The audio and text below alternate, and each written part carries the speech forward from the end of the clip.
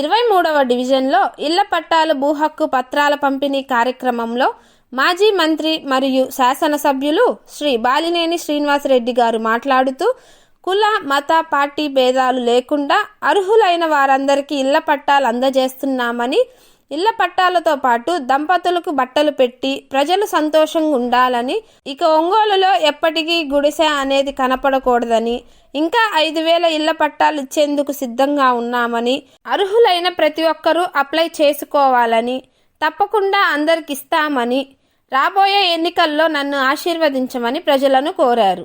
కావటి రవి మాట్లాడుతూ మాజీ మంత్రి మరియు శాసనసభ్యులు శ్రీ బాలినేని శ్రీనివాసరెడ్డి గారు ఈ ఇళ్ల పట్టాల కోసం ఎంతో కష్టపడ్డారని, ప్రతిపక్ష నాయకులు అవాకులు చవాకులు పేలుతున్నా మాట తప్పని మడం తిప్పని నాయకునిలా 25,000 ఇళ్ల పట్టాలు ఇచ్చే తీరుతా అని నిజం చేసి చూపించిన దమ్మున్న నాయకుడు బాలినేని శ్రీనివాసరెడ్డి అని తెలియజేశారు.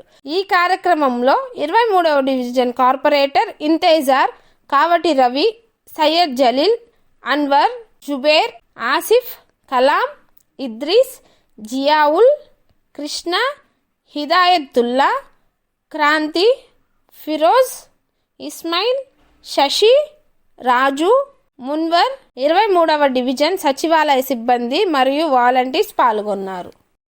2 సంవత్సరాల క్రితమే పట్టాలు ఇవ్వాలని చెప్పి ప్రతి డివిజన్లో సచివాలయంలో వాలంటీర్లు అందరూ కూడా వెరిఫై చేసి లిస్టు తయారు చేయడం జరిగింది. దానికి పట్టాలు ఇద్దామని చెప్పి స్థలం కూడా చూస్తే ఎర్రజల్లి దగ్గర ఆ స్థలం ఇవ్వటానికి లేదు, పేదవాళ్ళకి ఇవ్వడానికి లేదు, మైనింగ్ ఇవ్వాలని చెప్పి కోర్టులో ఇప్పించిన ప్రబుద్ధులు ఈ తెలుగుదేశం నాయకులు. మరి పేదవాళ్ళు పట్టాలు ఇస్తుంటే కోర్టు కేసు అంటే నిజంగా వాళ్ళు గత 5 సంవత్సరాలు ఒక పట్టా ఇవ్వాలా, మరి పేదలు పట్టాలు ఇస్తుంటే కోర్టులు వేసారు. సరే, అది కోర్టులో నడుస్తూ ఉంది. కానీ ఎలాగైనా మనం మాట నిలబెట్టుకోవాలా, 25,000 మంది పట్టాలు ఇవ్వాలని చెప్పి మేము పోరాటం చేసి మరి ముఖ్యమంత్రి గారిని మాట్లాడిన తర్వాత గవర్నమెంట్ స్థలాలు ఎక్కడా లేదు, 500 ఎకరాలు కావాలంటే గవర్నమెంట్ స్థలం ఎక్కడా లేదు చుట్టుపక్కల అని చెప్తే, సరే రైతుల దగ్గర కొని మనం పట్టాలు ఇద్దామని చెప్పి ముఖ్యమంత్రి గారు మనతో మాట్లాడటం జరిగింది. దాని ప్రకారమే 230 కోట్లు పెట్టి స్థలాలు కొని మీకు ఈరోజు పట్టాలు ఇస్తున్నామని చెప్పి మా సభలో తెలియజేసుకుంటాం. మరి దానికి పట్టాలు డబ్బులు రాకముందర వీళ్ళు ఎలక్షన్ కోసం చెప్తున్నారు, పట్టాలు ఎవరు పోవడం ఒట్టి మాటలని చెప్పారు. డబ్బులు పడవు, ఈ టైంలో డబ్బులు అంత 230 కోట్లు ఎప్పుడు ఇవ్వాలా అన్నారు. 230 కోట్ల రూపాయలు డబ్బులు పడిన తర్వాత ఆ పట్టాలు ఇవ్వడానికి టైం చాలదు అని చెప్పి అదొక ప్రచారం పెట్టారు. కానీ పట్టాలు ఇవ్వటం కాదు, మేము రిజిస్ట్రేషన్ చేసి ఇస్తామని చెప్పి కూడా మేము మీ అందరి చేత రిజిస్టర్ చేయించడానికి కూడా సభాపతి చేస్తాం. గతంలో ఎప్పుడైనా పట్టాలు ఎంఆర్ఓ సంతకం పెట్టి పట్టాలు ఇచ్చేవాళ్ళు, కానీ ఇప్పుడు అలా కాకుండా మీకు రిజిస్టర్ చేసి ఆన్లైన్లో చేయించి మీకు రిజిస్టర్ చేసి పట్టాలు ఇవ్వడం జరుగుతుంది. అంటే గతంలో పట్టాలు ఇచ్చినప్పుడు దొంగ పట్టాలు సృష్టించి కొంతమంది మాకు ఇచ్చారు పట్టాలు అని చెప్పి దొంగ పట్టాలు సృష్టించేవారు. కానీ ఇప్పుడు ఆ అవకాశం లేకుండా రిజిస్ట్రేషన్ చేసి ఇవ్వడం వల్ల జీవితాంతం మీ పేరు మీద ఉంటుందని కూడా ఈ సభలో తెలియజేసుకుంటాం.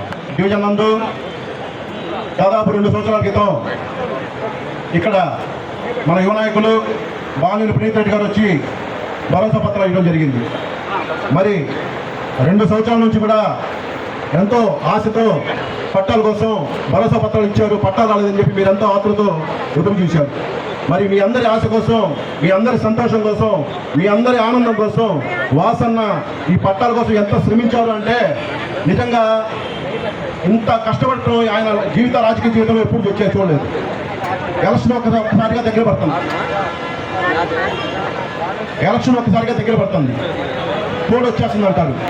అటు చూస్తే టీడీ పోలు చూస్తేనేమో పట్టాలు రావు, బాలినేని శ్రీనివాసరెడ్డి అన్ని అబద్ధాలు చెప్తాడు, ఎన్ని అబద్ధాలు మీకు మిమ్మల్ని మప్పి పెడతాడని చెప్పి టీడీ పోళ్ళు జనసేన వాళ్ళు లేనిపోయిన అవాకులు చవాకులు వాసన మీద ఇచ్చేస్తారు. వాసన్న ముందుగా సభా అధ్యక్షులు కావటి రవి గారికి నా ధన్యవాదాలు తెలుపుతున్నాను.